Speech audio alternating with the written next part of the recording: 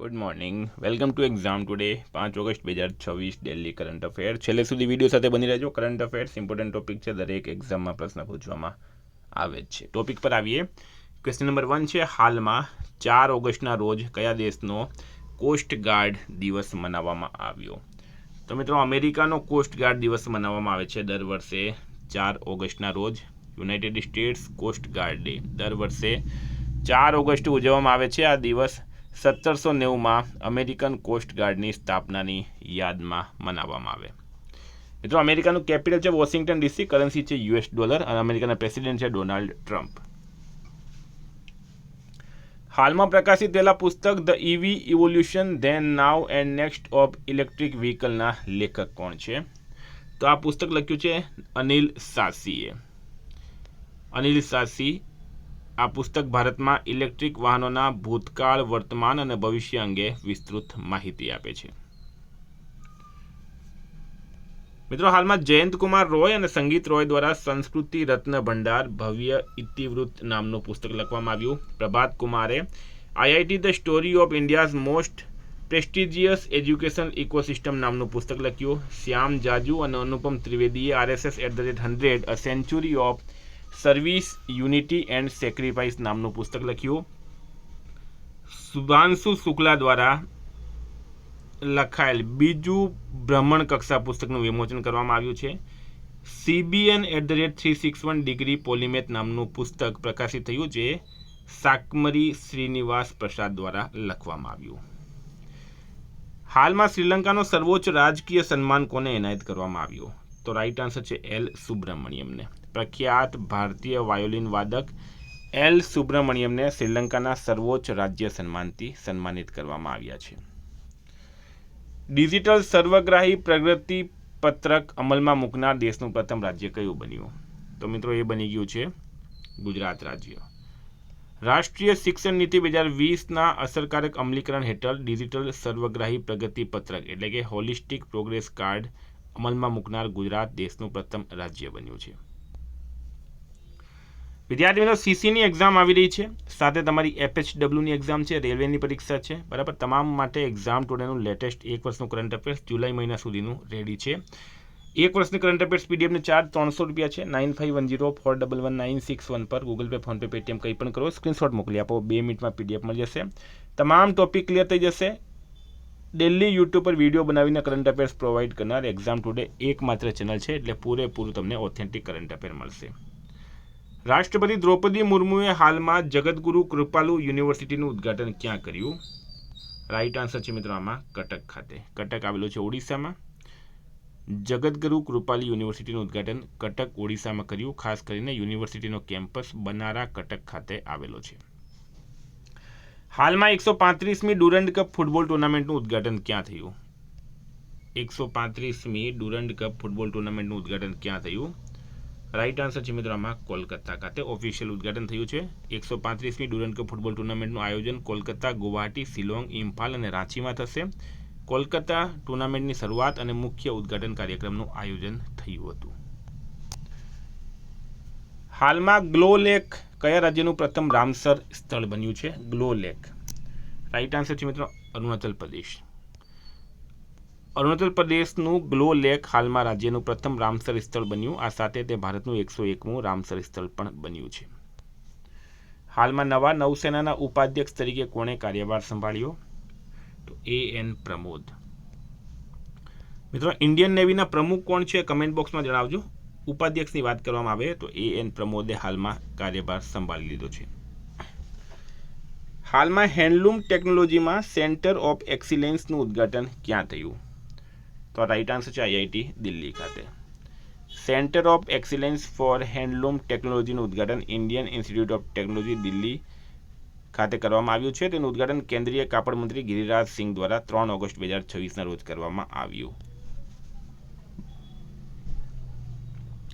મિત્રો, IIT ખડગપુરે આબોહવા અને ભૌગોલિક ડેટાના આધારે ડેન્ગ્યુના જોખમનું મૂલ્યાંકન કરવા ક્લાઇમેટ મોડેલ વિકસાવ્યું. IIT હૈદરાબાદ ખાતે ભારતનું પ્રથમ nuclear engineering design centre of excellence સ્થાપિત કરવામાં આવશે.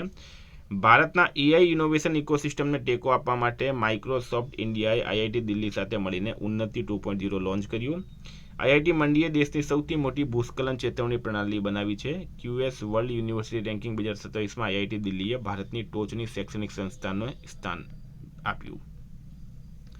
હાલમાં કેન્દ્રીય મંત્રીમંડળે પીએમ કિસાન યોજનાના વિસ્તરણને કેટલા સમય માટે મંજૂરી આપી?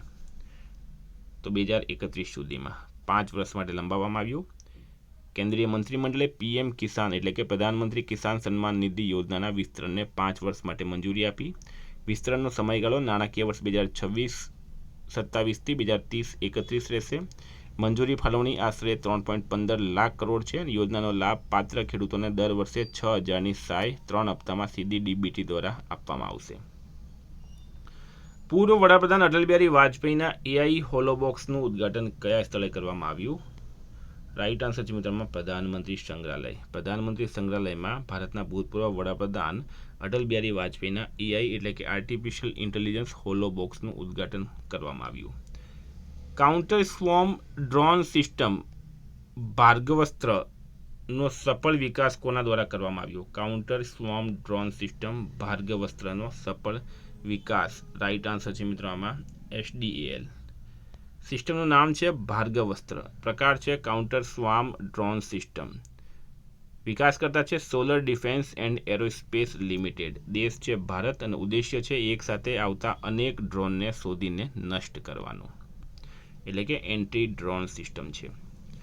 હાલમાં ચેન્જ મેકર 2026 એવોર્ડ કોણે જીત્યો? તો જી સતીશ રેડ્ડીએ જીત્યો છે. એવોર્ડ છે મિત્રો ચેન્જ મેકર 2026. વિજેતા છે ડૉક્ટર જી સતીશ રેડ્ડી.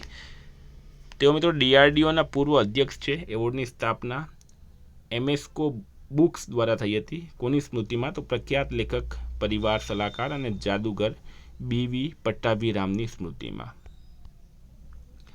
હાલમાં ટૂર ડી ફ્રાન્સ ફેમ્સમાં સામેલ થનારી પ્રથમ ભારતીય સાયકલિસ્ટ કોણ બની? ટૂર ડી ફ્રાન્સ ફેમ્સમાં સામેલ થઈ છે મિત્રો હર્ષિતા જાખડ.